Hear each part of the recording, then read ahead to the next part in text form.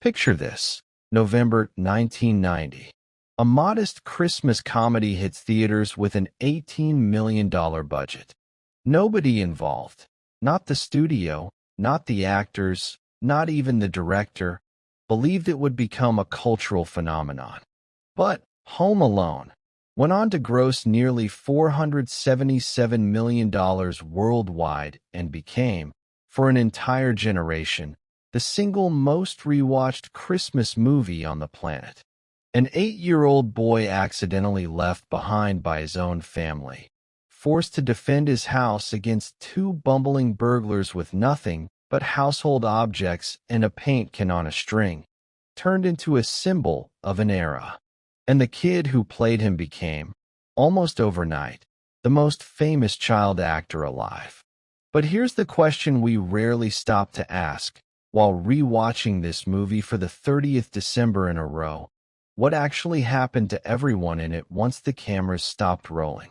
What happened to the boy whose own father allegedly tried to control every dollar he ever earned? What happened to the two grown men who spent an entire movie getting electrocuted and having their heads set on fire? A seasoned Oscar winner and a respected character actor who somehow said yes to all of it. What happened to the mother whose scream of "Kevin" became one of the most quoted lines in movie history? And what about the father, the siblings and cousins, and the actor whose 5-minute cameo accidentally helped launch the entire franchise? Some of these people climbed back to the top of the industry a second time. Some quietly built stable careers far from the spotlight. Some went through real legal and personal battles that never made the highlight reels. And tragically, several are no longer with us, including one of the film's most beloved stars, who passed away only months ago.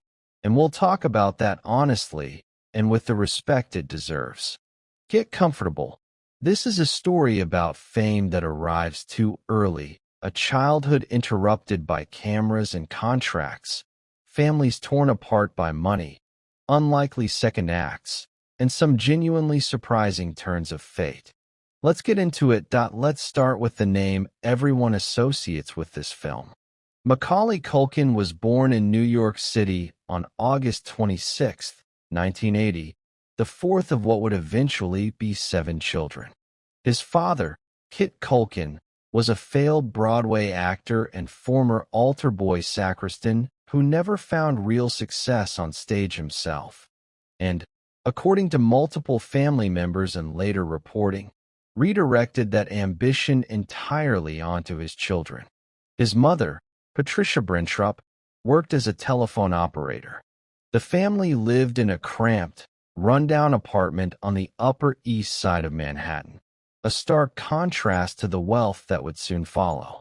Macaulay started performing almost as soon as he could talk, first in a local production with the Light Opera of Manhattan at age 4, then in small stage roles, then in his first film, Rocket Gibraltar, in 1988.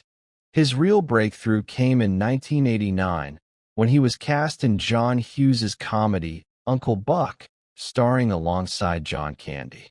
The chemistry between the two was so strong that Candy personally recommended the boy to director Chris Columbus, who was casting his next project, a modest Christmas comedy called Home Alone. Culkin was only 9 years old when filming began. None of the adults on set had any idea what they were sitting on. The film opened in November 1990 to solid but unspectacular expectations, and then it simply refused to leave theaters, spending 12 consecutive weeks at #1 at the North American box office.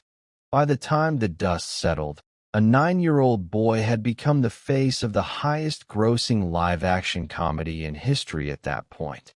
The money that followed was staggering for a child his age. For the sequel, Home Alone 2, Lost in New York, 1992, Culkin reportedly earned a $4.5 million salary plus a percentage of the profits, an unprecedented deal for a child actor at the time.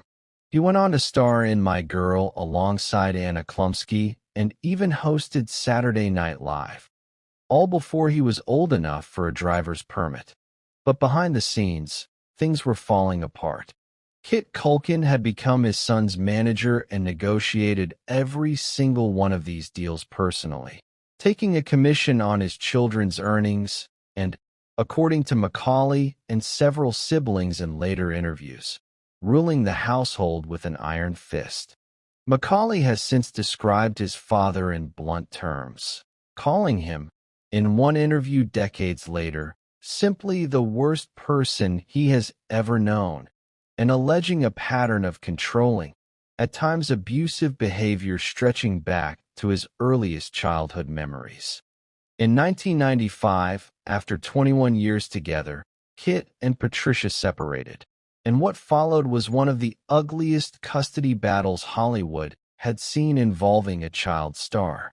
Patricia sued for sole custody of all 7 children and for control over their careers and earnings, accusing Kit of alcoholism, infidelity, and deliberately sabotaging his sons' careers out of spite.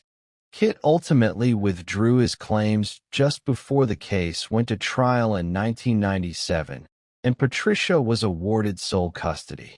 Separately, Macaulay, then a minor, successfully petitioned to have his parents legally removed from control of his trust fund, appointing an independent executor instead. He has always pushed back on the narrative that he divorced his parents. As he put it years later, he simply made sure nobody could put their pinky in the pie of the fortune he'd earned. The fallout was total. Kit Culkin reportedly disappeared from his children's lives not long after. Macaulay has said he hasn't spoken to his father in over 3 decades and has no interest in changing that. It's a genuinely dark undercurrent beneath one of the most cheerful Christmas movies ever made. The boy defending his house on screen was, at the exact same time, fighting a very real battle to defend his own finances and childhood off-screen. Understandably, at 14, Culkin stepped away from acting almost entirely for several years. He wanted to simply exist as a teenager without a film set, a contract, or a camera crew attached to his every move. His return to the screen, when it came, was careful and deliberately unglamorous. In 2003, he took the lead in Party Monster, a dark indie drama about real-life club promoter and eventual murderer Michael Alec, about as far from Kevin McCallister as a role could get. The film became a cult favorite in certain circles, but didn't relaunch him as a mainstream leading man. And Culkin has said repeatedly that he's genuinely content existing on the fringes of the industry rather than fighting to reclaim its center. In the 2010s, Culkin picked up a strange and very online kind of fame as the frontman of the Pizza Underground, a parody rock band that rewrote Velvet Underground songs to be entirely about pizza. It was a joke, and he knew it was a joke, and that self-awareness became part of his appeal. Proof that the kid who once carried a $300 million franchise on his shoulders wasn't afraid to be ridiculous. His personal life eventually stabilized too. He dated actress Mila Kunis for 9 years before they split in 2011. He later met actress Brenda Song on the set of the 2019 film Changeland, and the two have been together since. In April 2021, they welcomed their first son, whom they named Dakota, a tribute to Macaulay's younger sister, Dakota Culkin, who was tragically killed in a car accident in 2008 at just 29 years old. A second son, Carson, followed in December 2022. The 2020s brought Culkin a genuine, well-earned resurgence. He landed a memorable arc in American Horror Story, double feature, in 2021. In 2023, Hollywood formally recognized his legacy with a star on the Walk of Fame, an emotional ceremony attended by his siblings, Brenda Song, and their kids. In 2025 and 2026, He voiced a role in Zootopia 2 and appeared in the second season of Fallout. And in January 2026, in one of the more quietly moving moments of the past awards season, Culkin walked onto the Golden Globe stage for the first time in 35 years to present an award, and the entire room rose in applause. "I know it's weird seeing me outside the holiday season," he joked to the crowd, "but shockingly, I do exist all year round." Today, Macaulay Culkin is in his mid-40s.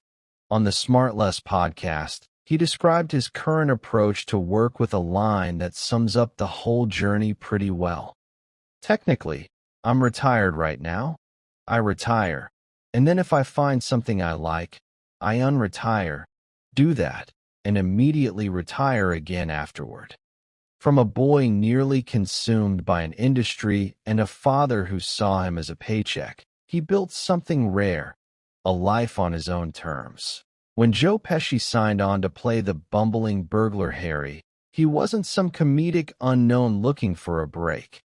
He was, at that exact moment, one of the most respected dramatic actors working in America. Just 1 year before Home Alone hit theaters, Pesci had won the Academy Award for Best Supporting Actor for his volcanic performance in Martin Scorsese's Goodfellas. So picture the scene. An actor fresh off an Oscar for playing one of cinema's most terrifying gangsters agreeing to slip on ice, get a blowtorch to the scalp, and have a live tarantula placed on his face, all for a family Christmas comedy. Pesci later admitted it was a genuinely demanding physical shoot, a more physical type of comedy, as he put it, therefore a little more demanding than people assumed.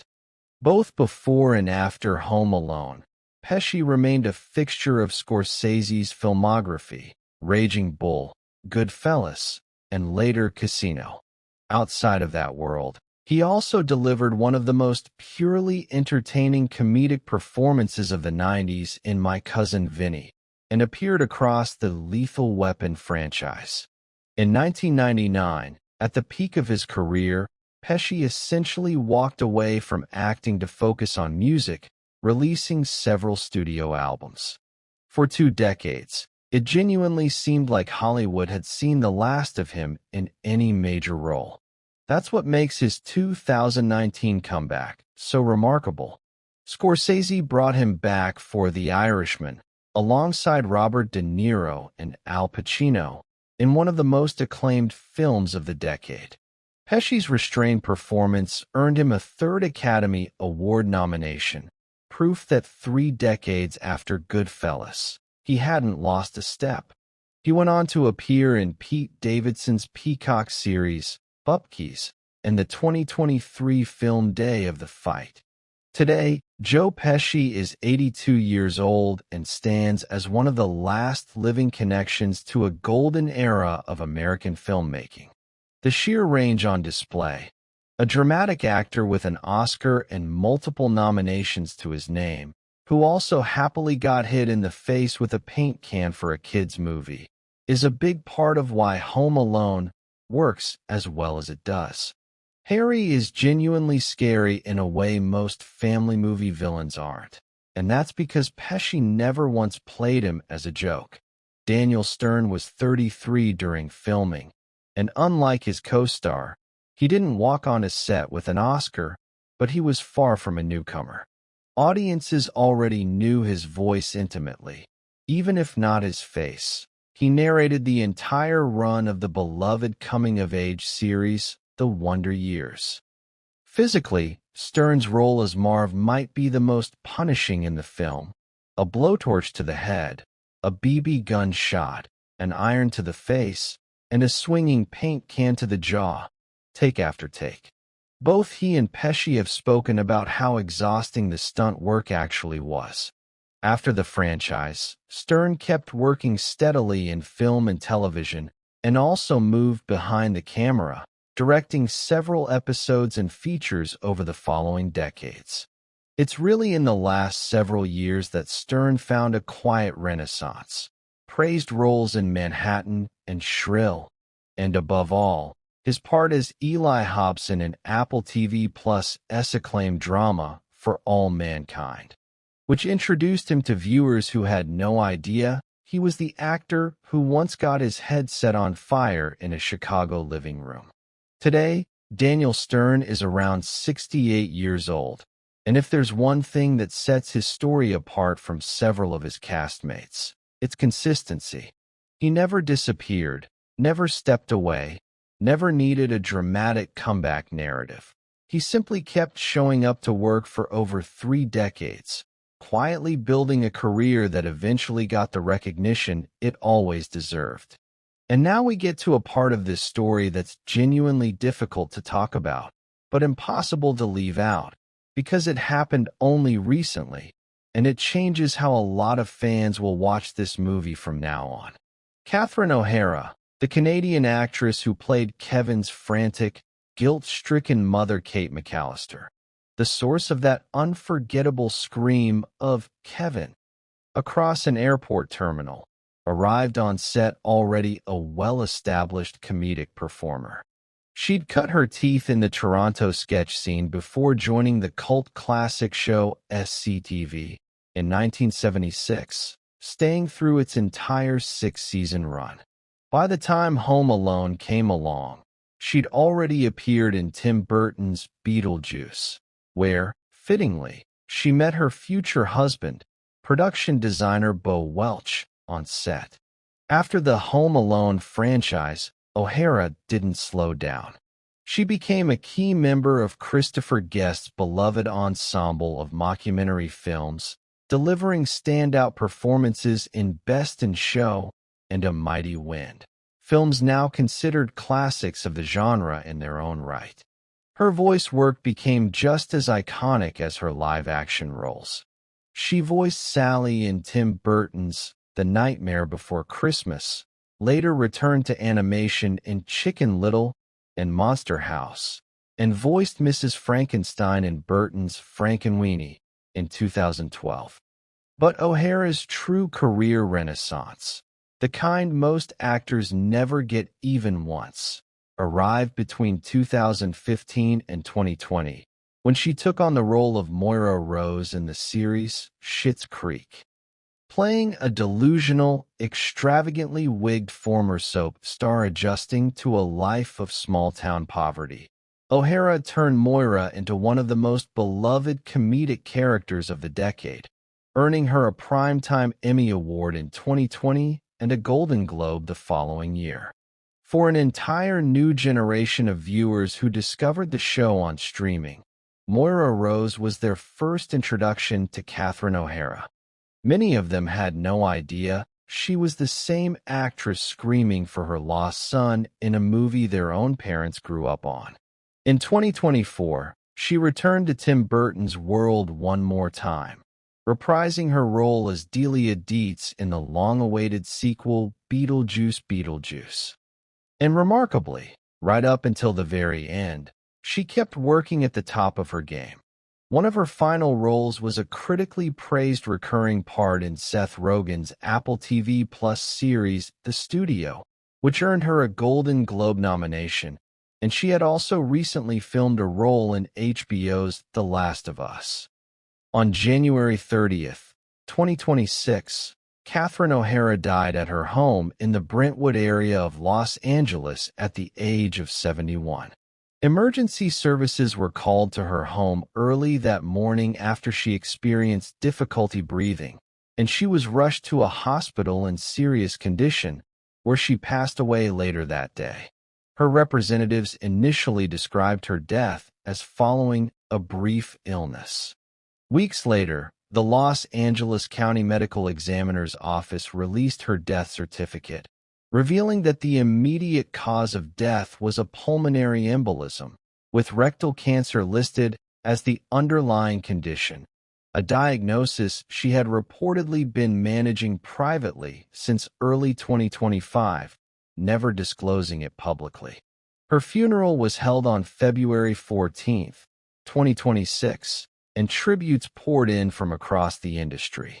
Her longtime friend and frequent co-star Michael McKean called the loss heartbreaking, saying simply, "Only one Catherine O'Hara, and now none." Pedro Pascal, her recent castmate on The Last of Us, wrote that there was less light in my world, this lucky world that had you. It's a genuinely emotional thing to sit with. An actress who spent over 50 years making audiences laugh, who found a whole second act of stardom decades after most performers her age are pushed aside, and who kept working and kept being brilliant, almost right up until the end. Every time Home Alone plays on television this Christmas, that scream of Kevin is going to land a little differently now. John Hurd played Peter McCallister, Kevin's exasperated but ultimately loving father, a role that required him to spend most of the film reacting, with weary comic timing, to the chaos unfolding around him. By 1990, Hurd already carried real dramatic credibility, having appeared in acclaimed films like Cutter's Way and, memorably, as the strict father of Tom Hanks's character in the 1988 hit Big. After Home Alone, Hurd remained a consistently working actor across film and television for nearly 3 decades, picking up recurring roles in 2 of the most critically acclaimed dramas in television history, The Sopranos, where he played a corrupt police officer, and later The Wire. John Hurd passed away suddenly in July 2017, at the age of 72, from a heart attack while recovering from spinal surgery. His death came as a genuine shock to fans of the franchise. Of everyone in the McCallister family, Hurd's Peter is often the most quietly underrated performance in the movie. A father trying to hold together a household that's clearly always been a little bit chaotic, played with warmth rather than exasperation, and his loss remains one of the more painful footnotes in this whole story. Now let's talk about the loud, sprawling extended family that spends the opening act of the film complaining about Kevin, mocking him, and ultimately forgetting him entirely. Kieran Culkin played Cousin Fuller, the kid with the running bedwetting joke after one too many cans of Pepsi. It was his very first feature film role, and he said that as a kid he didn't fully grasp what the movie was even about. He just remembered it as the funniest thing he'd ever seen. Unlike Macaulay, Kieran never really stepped away from acting. Igby Goes Down earned him a Golden Globe nomination, and he had memorable turns in Scott Pilgrim vs. the World. But television made him a genuine star. Playing the volatile Roman Roy on HBO's Succession earned him multiple Emmy nominations and a win. Then, in 2025, Kieran won the Academy Award for Best Supporting Actor for Jesse Eisenberg's A Real Pain. Of the 2 Culkin brothers who appeared together in Home Alone, it's a nice irony that it was Kieran, the younger brother in a minor supporting role, who brought home the family's first Oscar. He's married to Jazz Charton, and the couple are raising 2 children. Devin Rotroy, who played Kevin's tormenting older brother Buzz, has remained a consistently working character actor for over 3 decades, with credits including Law and Order, SVU, Agent Carter, the Oscar-nominated Nebraska, and Hustlers. In 2021, he actually returned to the role that made him famous, playing an adult, now police officer version of Buzz in Disney Plus' Home Sweet Home Alone. His personal life, unfortunately, hasn't been without serious trouble. In late 2021, reports emerged of domestic violence allegations from a former partner, and in 2024, Rotroy pleaded guilty to a domestic assault charge and received a suspended sentence. Michael C. Marana, who played Brother Jeff, eventually moved away from performing and now works behind the scenes in the entertainment industry. Angela Goethals, who played Sister Lenny, and Kristen Minter, who played Cousin Heather, both continued picking up occasional film and television work over the years, though neither pursued the kind of high-profile career Kieran Culkin went on to have. And then there's Hilary Wolf, who played oldest sister Megan, arguably the most surprising career swerve of the entire cast. She walked away from acting almost entirely to pursue judo, eventually becoming a second-degree black belt and representing the United States at the 1996 and 2000 Summer Olympic Games. It's genuinely wild to think that the McCallister family could have taken care of the wet bandits a lot faster if they'd left Megan home instead of Kevin. In December 2025, 5 of these former child actors, Rotroy, Minter, Marana, Goethals, and Jedediah Cohen, who played Cousin Rod, got together for the first time in 3 decades at a fan meet-and-greet event in New Jersey, posing together, hugging, and even doing a goofy conga line for photos. It was a small, sweet moment that went quietly viral, a reminder that behind the chaos on screen, these were real kids who grew up sharing a strange, singular experience none of their peers could ever fully understand. Before we wrap up, we have to circle back to the actor whose fingerprints are all over this film despite appearing in it for barely 5 minutes. John Candy, who played Gus Polinski, the polka band leader who drives Kevin's frantic mother across the country. It was Candy who recommended young Macaulay Culkin to director Chris Columbus after working with him on Uncle Buck, meaning the entire franchise, in a real sense, exists because of him. He reportedly filmed his whole role in a single day, as a favor to Columbus and John Hughes.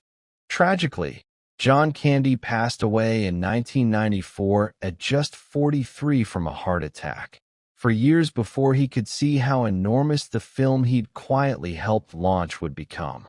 As for the Home Alone franchise itself, it never really stopped growing, even without its original cast. Disney has released multiple follow-ups and reboots over the years, most recently 2021's Home Sweet Home Alone, which brought Devin Rowry back as a grown-up Buzz for a nostalgic cameo.